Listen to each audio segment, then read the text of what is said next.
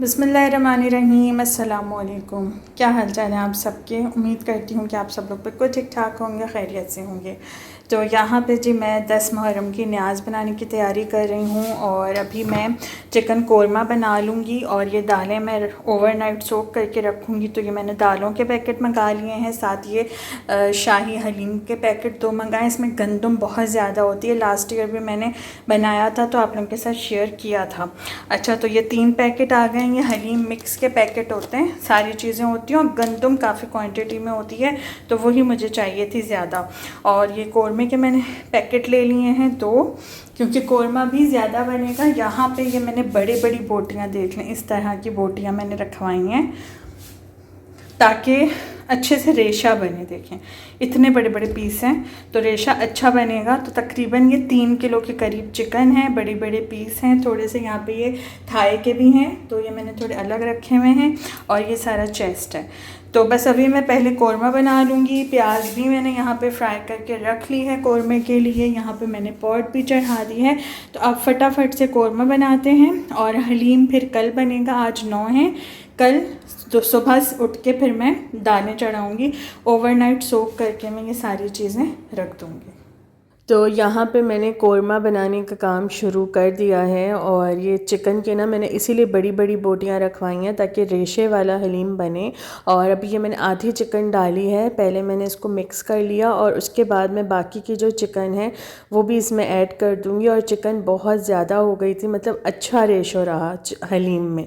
और अब यहाँ पे चिकन को लहसुन अदरक के साथ अच्छे से भून लिया और अब ये कोरमा मसाला मैंने इसमें शामिल कर दिया है, दही शामिल कर दिया है। तो कोरमा बनाना तो मैं आप लोगों को कई वीडियोस में बता ही चुकी हूँ, तो बस यहाँ पे एक मैं क्विक वर्जन आप लोगों के साथ शेयर कर रही हूँ, पूरी रेसिपी नहीं देने लगी हूँ। तो यहाँ पे मैंने कुछ घर के मसाले भी डाले हैं और इसको मिक्स कर लेंगे।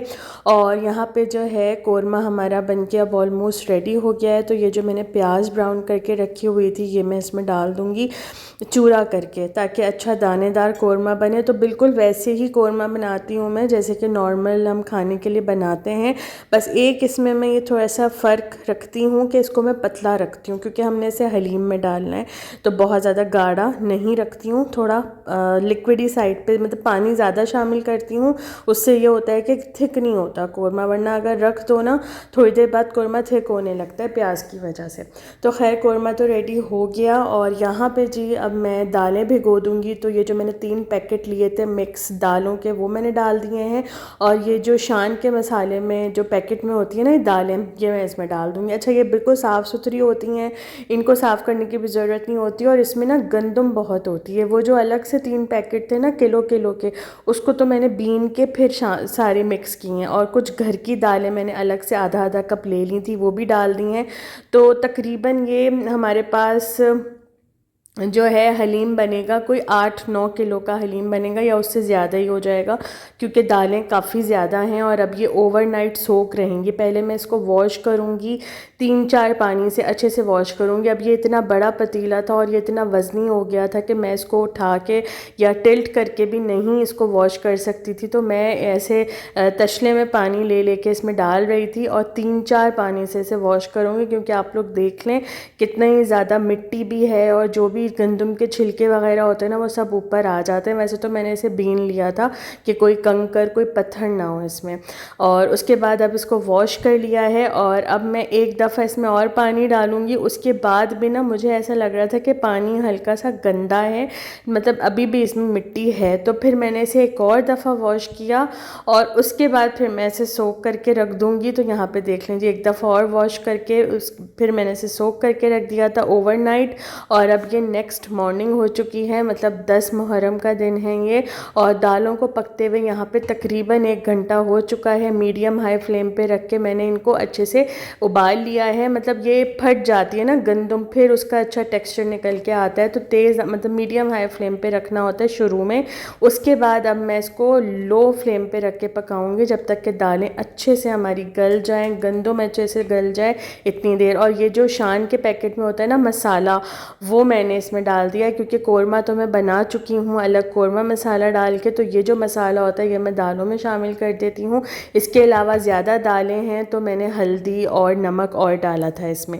और ये एक स्पेशल मसाला है जो कि मैं हलीम के लिए ही बनाती हूँ। इसमें ज़ीरा, काली मिर्च, छोटी इलायची, जायफल, बड़ी इलायची, बादियान, जावित्री और लौंग ले लिए मैंने। तो इसको मैं पीस लूँगी। अच्छा, यहाँ पे ना अचानक से इतनी तेज़ आंधी शुरू हो गई कि मुझे सब कुछ उसी वक्त रोकना पड़ गया, क्योंकि मिट्टी अंदर आ रही थी।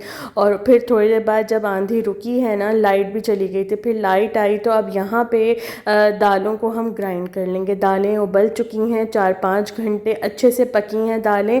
उसके बाद अब यहाँ पे इसका ये टेक्सचर हो गया है। तो अब बाकी का काम जो है वो ये हैंड ब्लेंडर करेगा हमारा।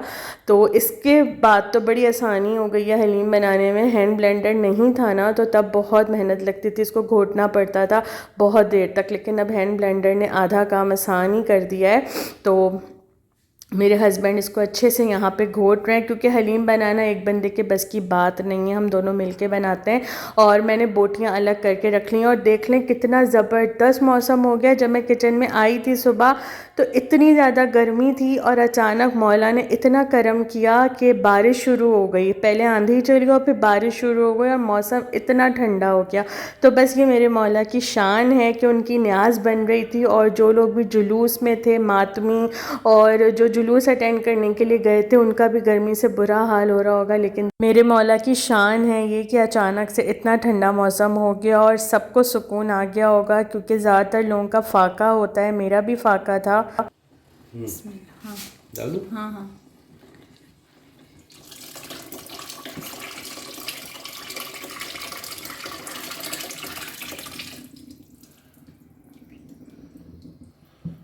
अब मिक्स करो।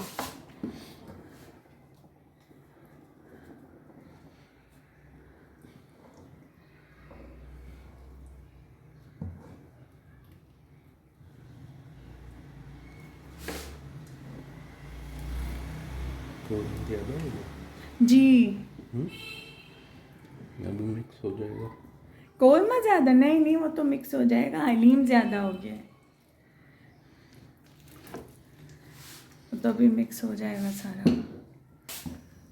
तो यहाँ पे कौरमा डाल के अच्छे से मिक्स कर लिया। और मेरे हस्बैंड पूछ रहे थे कि कौरमा ज़्यादा हो गया। उस टाइम लग रहा था, लेकिन ज़ाहिर है वो तो फिर मिक्स हो ही जाता है। और ये चिकन मैंने अलग से श्रेड कर ली थी, तो ये भी इसमें शामिल कर दी है। तो बहुत ही अच्छा रेशो रहा। चिकन ज़्यादा थी और फिर चेस्ट की थी सारी बोटियाँ, तो उससे क्या हुआ कि बहुत ही रेशे वाला हलीम बना। इतना मज़े का हलीम बना है ना, अल्लाह का शुक्र है कि मैं आप लोगों को क्या ही बताऊं। मतलब जिसने खाया है उसने तारीफ़ की है, सब जगह ही बांटा है मैंने हलीम माशाल्लाह से।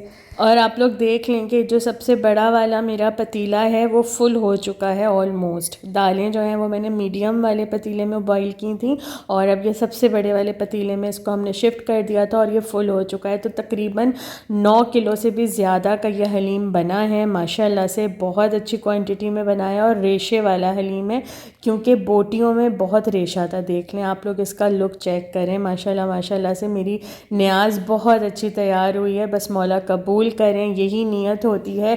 और यहाँ पे मैंने उसकी सारी तैयारी भी कर ली थी। ज़ाहिर है जब मैं बांटूंगी तो ये सारी चीज़ें ऊपर से डालूंगी। और यहाँ पे मैंने हलीम को एक फ़ाइनल तड़का भी लगा दिया है। प्याज ब्राउन करके मैंने इसमें ऐड कर दी है। साथ ही ऑयल भी होता है ना, तो इससे बड़ा अच्छा फ्लेवर भी आता है और लुक भी बहुत अच्छा आता है। तो अब ये जो प्याज इसमें रह गई थी कढ़ाई में, ये भी मैं हलीम में ही शामिल कर दूँगी। और साथ साथ मैं मौसम को देख रही थी तो बस मैं शुक्र अदा कर रही थी और हैरान हो रही थी कि किस तरह से मौसम बदला है। वरना मुल्तान की गर्मी तो सभी जानते हैं कि कितनी ख़तरनाक होती है और वाकई आजकल बहुत बुरी गर्मी पड़ रही थी। बस उस टाइम जब न्याज बन रही थी ना, असर का टाइम होने वाला था, मतलब उस टाइम मौसम बदल गया अचानक। और न्याज असर के टाइम होती है, फाका शिकनी भी हम असर के टाइम करते हैं। तो अल्लाह का शुक्र है कि टाइम से सब कुछ रेडी हो गया। सबसे पहले मैंने यहाँ पे न्याज के लिए निकाला, शरबत भी मैंने बना लिया था। तो सबसे पहले मैं करूँगी न्याज, उसके बाद फिर मैंने बॉक्सेस तो रेडी करके रख ही लिए थे। तो न्याज़ करने के फ़ौरन बाद ही अब मैं किचन में जाऊंगी और बॉक्सेस मैंने फ़िल कर दिए और ये जो मैंने सैलेड कट किया था ये मैंने सारे बॉक्सेस पे इस तरह से डाल दिया है और अब ये बटना शुरू हो जाएंगे माशाल्लाह से। इसके अलावा भी थे बॉक्सेस, ये तो वो थे जो कि डिस्पोजेबल थे, इसके अलावा जो हैं और घर के भी कुछ प्याले थे जिसमें मैंने 2-3 जगह भेजा था। अब ये देख लें, अब जो ये बॉक्सेस जा रहे हैं ना ये आधे जा चुके हैं और ये जो बड़ा आपको नज़र आ रहा होगा रेड जिसका लिड है ये मेरी सिस्टर इन लॉ के घर जा रहा है हलीम। इसके अलावा एक और प्याला है वो किसी का आया हुआ था, किसी ने भेजा था हमारे यहाँ कुछ, तो ख़ाली देना अच्छा नहीं लगता तो मैंने हलीम फ़िल कर दिया है इसमें, तो ये भी चला जाएगा। और ये जो 2 डिस्पोजेबल हैं ये भी किसी के यहाँ देने थे तो सब मैंने फ़िल करके इसीलिए एक साथ रख दिए थे ताकि आराम से चले जाएँ, न्याज बढ़ जाए, मौला कबूल करें। और ये एक अभी रह गया था, ये हमने सामने वालों के देना था और अपनी मेट के लिए भी मैंने निकाल के रख दिया था, तो वो नेक्स्ट डे आएगी तो उसको दे दूँगी। तो यहाँ पे माशाल्लाह से बहुत अच्छी न्याज हो गई और अब मेरे हस्बैंड जा रहे हैं बांटने के लिए। और ये वाली वीडियो मैं यहाँ पे एंड कर रही हूँ। आप लोगों को वीडियो में कुछ भी अच्छा लगा हो तो लाइक शेयर कमेंट ज़रूर कीजिएगा और चैनल को भी सब्सक्राइब कीजिएगा। नेक्स्ट वीडियो में मिलूँगी। अल्लाह हाफिज़।